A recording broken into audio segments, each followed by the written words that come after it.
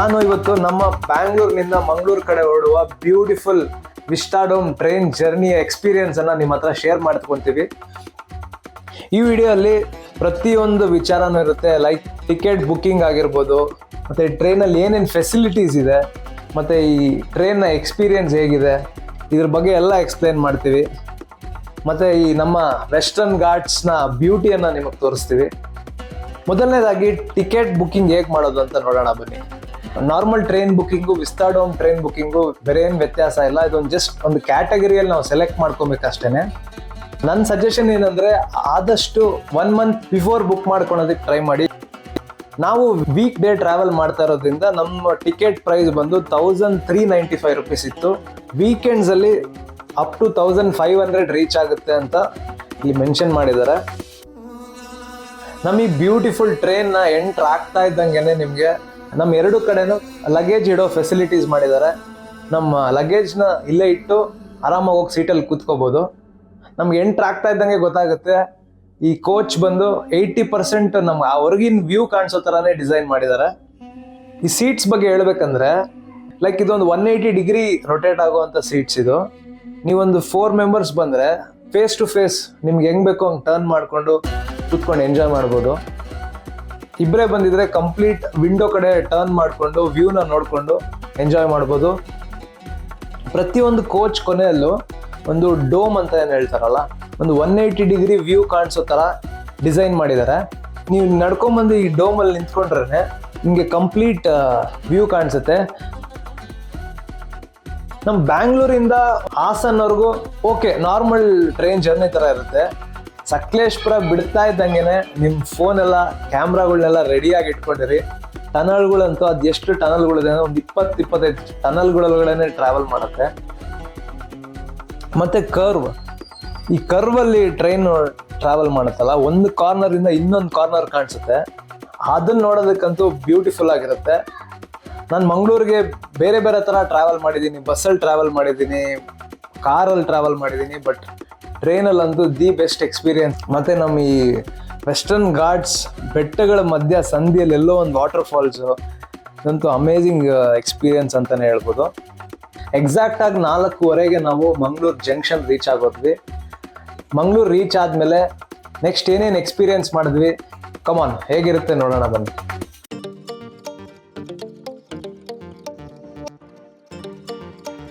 ನಾವೀಗ right entrance of Bunder, Mangaluru fish market ಅಂತ ಏನು ಕರಿತೀವಿ, ಅಲ್ಲಿದ್ದೀವಿ ಈಗ. ಡೇಸ್ ಟುಗೆದರ್ ಹಡಗಿನಲ್ಲಿ ಪ್ರಯಾಣ ಮಾಡಿಕೊಂಡು ಫಿಶಿಂಗ್ ಮಾಡಿ ಈ ಪೋರ್ಟಿಗೆ ತಗೊಂಡ್ಬರ್ತಾರೆ. ಇಲ್ಲಿಂದ ಪ್ಯಾಕ್ ಮಾಡಿ ಬೇರೆ ಬೇರೆ ಊರುಗಳಿಗೆ ಸಪ್ಲೈ ಮಾಡ್ತಾರೆ. ಸಾವಿರಾರು ವೆರೈಟೀಸ್ ಆಫ್ ಫಿಶಸ್ ಇದೆ ಈ ಮಾರ್ಕೆಟಲ್ಲಿ. ನಮ್ಮ ಸೌತ್ ಇಂಡಿಯಾಲೇ one of the biggest port ಅಂತಲೇ ಹೇಳ್ಬೋದು. ಮಂಗಳೂರು ಫಿಶ್ ಮಾರ್ಕೆಟ್ ಅಂದ್ರೆ ಅದೊಂಥರ ಕಳೆ.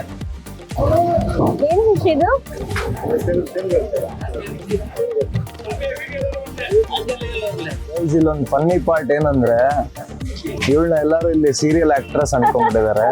ಆಂಕರ್ ಅನುಶ್ರೀ ಅವ್ರ ತಂಗಿ ಅನ್ಕೊಂಡು ನನ್ನ ಇಲ್ಲಿ ಕ್ಯಾಮ್ರಾ.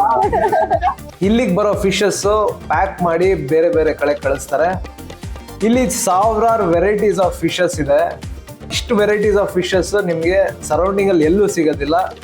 ಈ ಮಂಗಳೂರು ಫಿಶ್ ಮಾರ್ಕೆಟ್ಗೆ ಅದರದ್ದೇ ಆದ ಒಂದು ಸ್ಪೆಷಾಲಿಟಿ ಇದೆ. ನೀವು ನೋಡ್ಬೋದು, ಚಿಕ್ಕ ಚಿಕ್ಕ ವೆರೈಟೀಸ್ ಆಫ್ ಫಿಶ್ ಇಂದ ಹಿಡಿದು ದೊಡ್ಡ ದೊಡ್ಡ ಶಾರ್ಕ್ಗಳವರೆಗೂ ಇದೆ. ಇಲ್ಲಿ ಫಿಶಸ್ ತಗೊಂಡವರು ಇಲ್ಲೇ ಕ್ಲೀನ್ ಮಾಡಿಸ್ಕೊಂಡು ಇಲ್ಲಿಂದಾನೆ ತಗೊಂಡು ಹೋಗ್ಬೋದು.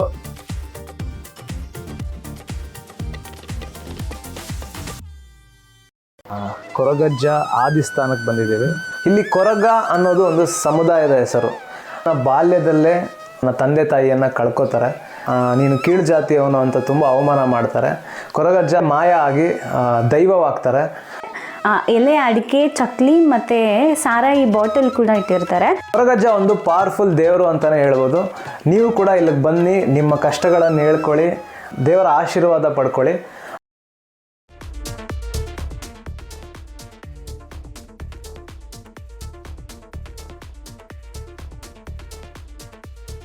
ಸನ್ಸೆಟ್ ಟೈಮ್ಗೆ ಸ್ಲಾಟ್ ಬುಕ್ ಮಾಡ್ಕೊಂಡಿದ್ದೆ. Happy anniversary. ಸನ್ಸೆಟ್ ಆಗ್ತಿದೆ, ರೈಟ್ ಟೈಮಿಗೆ ಬಂದಿದ್ದೀವಿ ನಾವು ಇಲ್ಲಿಗೆ. ಬಿಡೋಲ್ಲ ಆಗಲ್ವಾ? ತಿರ್ಗಕ್ಕೆ ಭಯ ಆಗ್ತಿದೆ ನನಗೆ.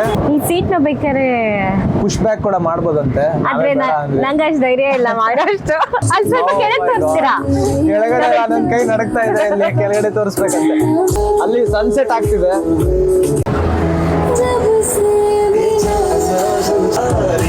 The best experience ever. ಏನ್ ಬರೀತಾ ಇದ್ದೀರಾ?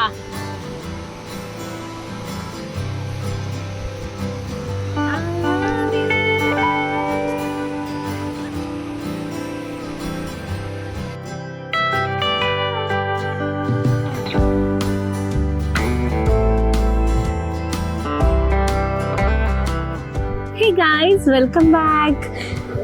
ನಾವಿವತ್ತು ಮಂಗಳೂರಿಂದ ಉಡುಪಿ ಹತ್ರ ಬಂದಿದ್ದೀವಿ. ಉಡುಪಿಲಿ ಉಡುಪಿಲಿ ನಾವೀಗ ರೈಟ್ ಫ್ರಂಟ್ ಆಫ್ ಪಡುಕೆರೆ ಬೀಚಲ್ಲಿ ಇದ್ದೀವಿ.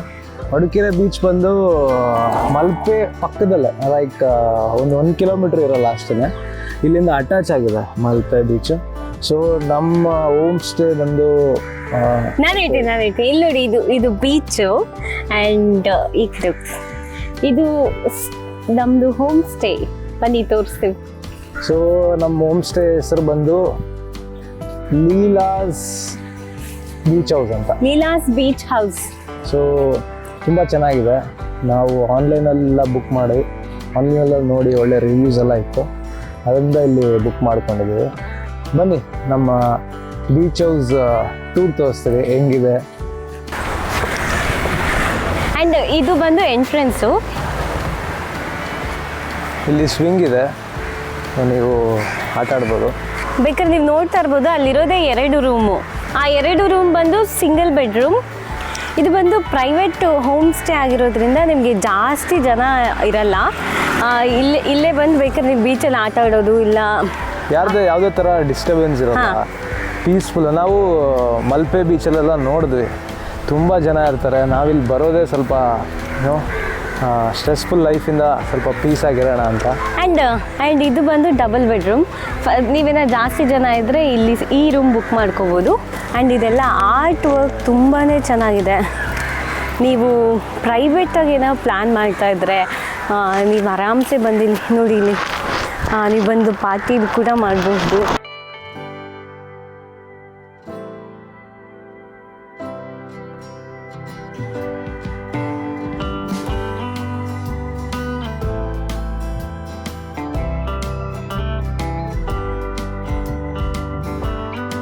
ಸೊ ನಾವು ಸನ್ಸೆಟ್ ನೋಡೋಣ ಅಂತ ಬೀಚ್ಗೆ ಹೋಗ್ತಿದ್ದೀವಿ. ಹಿಂಗೆ ಇಲ್ಲಿಂದ ಬಂದು ಹಿಂಗೆ ಬೀಚ್ಗೆ ಹೋಗ್ಬಿಡೋದು.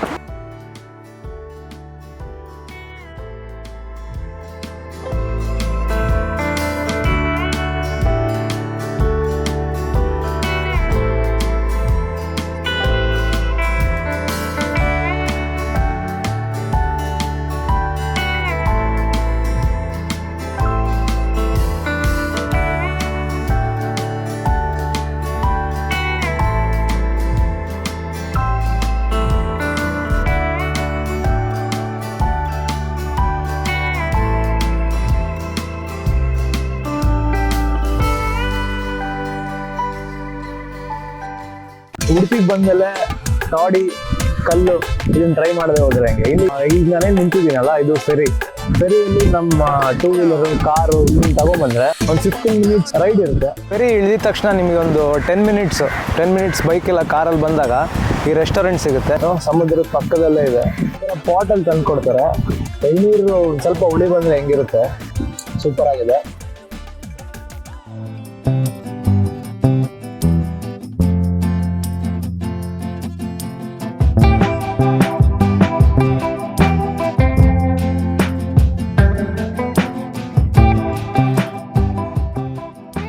ಅನು,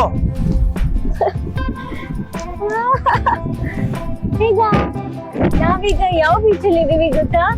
ನಾವೀಗ ಮಟ್ಟು ಬೀಚಲ್ಲಿ ಇದ್ದೀವಿ. ಸ್ಪೆಷಾಲಿಟಿ ಏನಂದ್ರೆ